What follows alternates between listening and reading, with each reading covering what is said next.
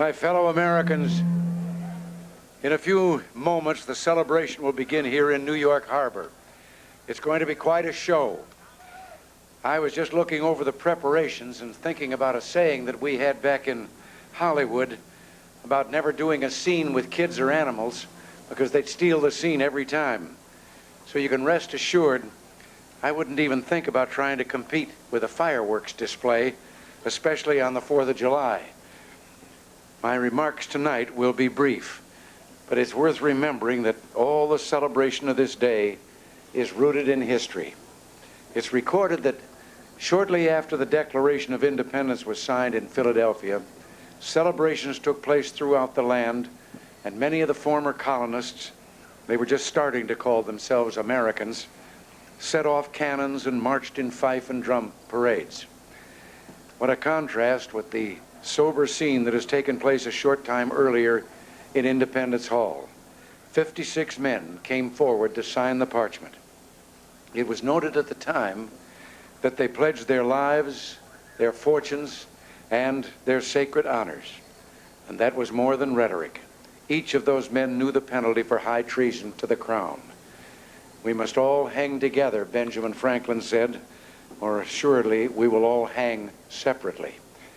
And John Hancock, it is said, wrote his signature in large script so King George could see it without his spectacles. They were brave. They stayed brave through all the bloodshed of the coming years.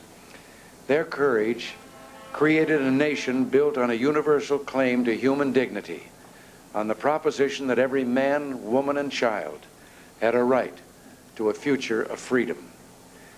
For just a moment, let us listen to the words again. We hold these truths to be self-evident, that all men are created equal, that they are endowed by their Creator with certain unalienable rights, that among these are life, liberty, and the pursuit of happiness. Last night, when we rededicated Miss Liberty and relit her torch, we reflected on all the millions who came here in search of the dream of freedom inaugurated in Independence Hall. We reflected, too, on their courage in coming great distances and settling in a foreign land and then passing on to their children and their children's children the hope symbolized in this statue here just behind us, the hope that is America. It is a hope that someday every people and every nation of the world will know the blessings of liberty. And it's the hope of millions all around the world. In the last few years, I've spoken at Westminster to the Mother of Parliaments, at Versailles, where French kings and world leaders have made war and peace. I've been to the Vatican in Rome, the Imperial Palace in Japan, and the ancient city of Beijing. I've seen the beaches of Normandy and stood again with those boys of Pointe du Hoc who long ago scaled the heights, and with, at that time, Lisa Zanetta Hen, who was at Omaha Beach for the father she loved, the father who had once dreamed of seeing again the place where he and so many brave others had landed on D-Day. But he had died before he could make that trip, and she made it for him. And Dad, she'd said, I'll always be proud. And I've seen the successors to these brave men, the young Americans in uniform all over the world, young Americans like you here tonight, who man the mighty USS Kennedy and the Iowa and the other ships of the line. I can assure you, you out there who are listening, that these young people are like their fathers and their grandfathers, just as willing, just as brave, and we can be just as proud. But our prayer tonight is that the call for their courage will never come, and that it's important for us, too, to be brave. Not so much the bravery of the battlefield, I mean the bravery of brotherhood. All through our history, our presidents and leaders have spoken of national unity and warned us that the real obstacle to moving forward the boundaries of freedom, the only permanent danger to the hope that is America, comes from within.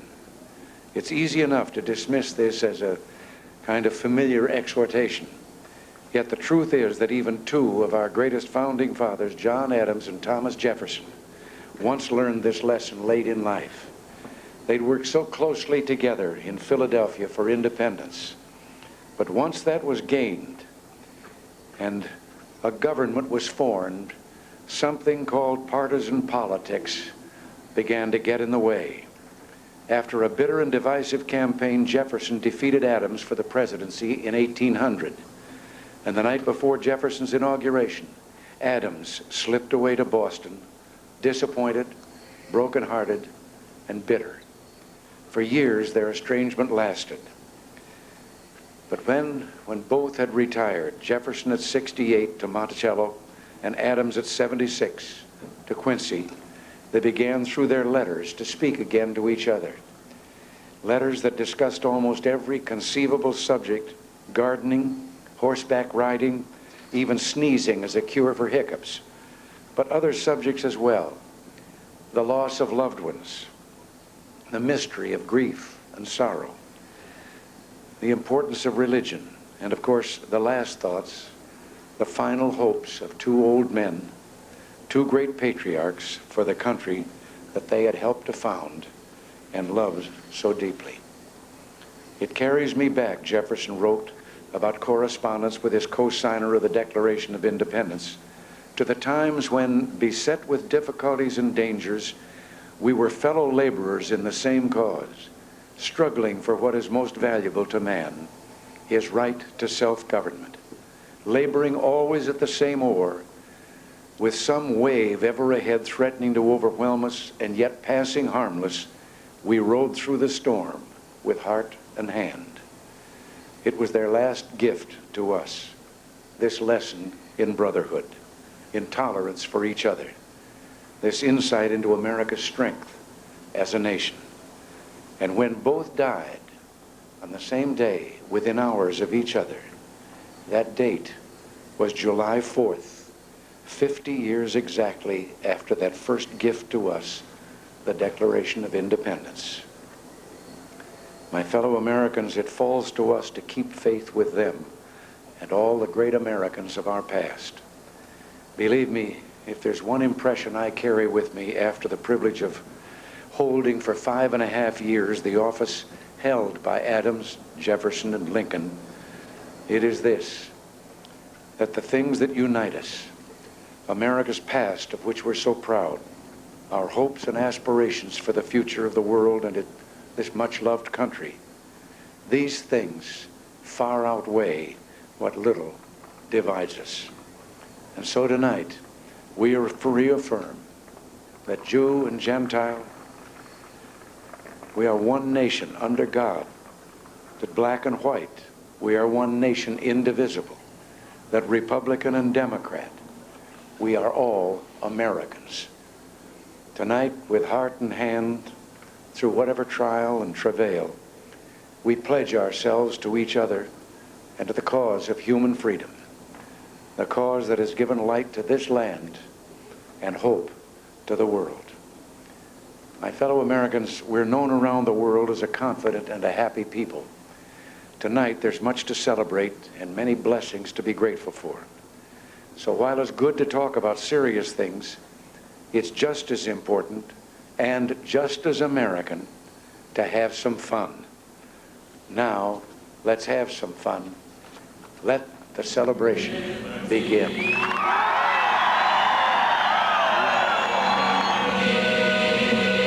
A light to the world, a beacon held high.